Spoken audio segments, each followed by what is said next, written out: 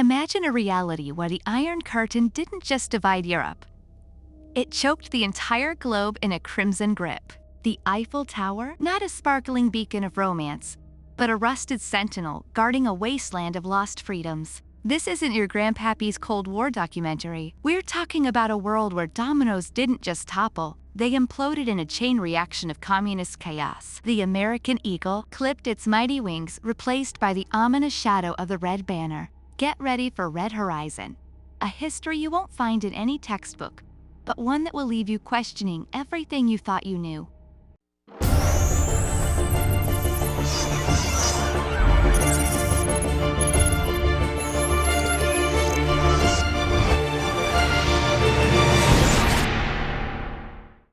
Europe, the battleground of ideologies. The West, once a beacon of prosperity, began to falter. Factories shut down, unemployment skyrocketed, and a sense of disillusionment settled over the land. The Soviets, ever opportunistic, fueled the flames of discontent. Dissident movements, once fringe groups, gained traction, promising a return to stability and a brighter future. The domino effect began in Italy. A charismatic communist leader, promising a workers' paradise, swept to power in a seemingly legitimate election. His victory sent shockwaves across Europe. Other countries grappling with similar economic woes became fertile ground for communist ideology. France, the cradle of the revolution, proved tragically ironic. Public disillusionment with a stagnant economy and a series of crippling strikes attributed to, but never proven to be, Soviet origin fueled widespread protests. A charismatic communist leader, Jean Larouche, rose to prominence, exploiting anxieties with fiery rhetoric that promised a return to grandeur. Larouche's Red Berets, a paramilitary force fueled by communist ideology and fueled by a mysterious influx of advanced weaponry, clashed violently with police in the streets of Paris. In a shocking turn of events, President Du Bois, facing mounting pressure and a fractured military, mysteriously resigned on live television, leaving a power vacuum that Larouche swiftly filled. Book burnings, once unthinkable, became a horrifying spectacle in the City of Lights as flames devoured the ideals of the Enlightenment. The iconic cafes of Paris fell silent, replaced by nightly patrols of Red Berets, their eyes searching for dissenters.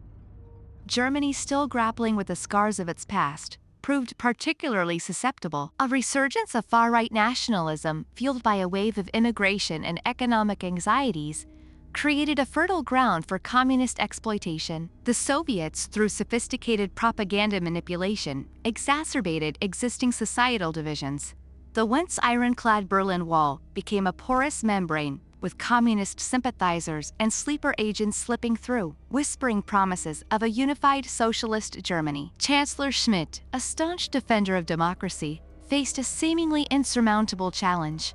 A series of crippling industrial accidents, later linked to Soviet sabotage, further eroded public trust. In a bloodless coup, communist sleeper agents within the German military, aided by a synchronized nationwide strikes, seized control of key government buildings. Chancellor Schmidt, defiant to the end, was arrested and later disappeared.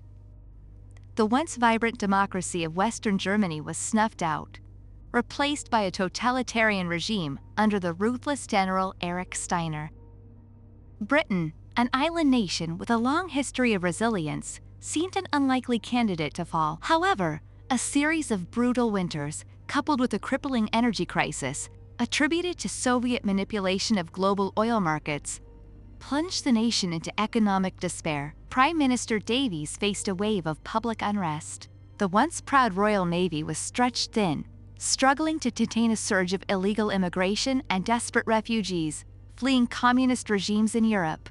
In a shocking twist, a beloved member of the royal family was revealed to be a communist sympathizer, eroding public trust in the very foundations of British society.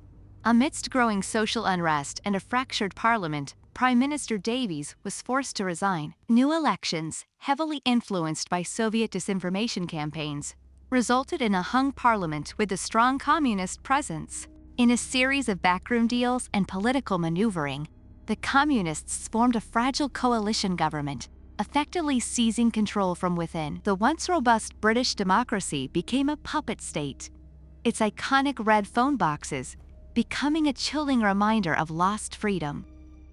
The fall of Europe was just the beginning. Across the Atlantic, another superpower faltered. Join us next time in Red Horizon as we explore the fall of the American eagle and the chilling reality of a world dominated by the red banner.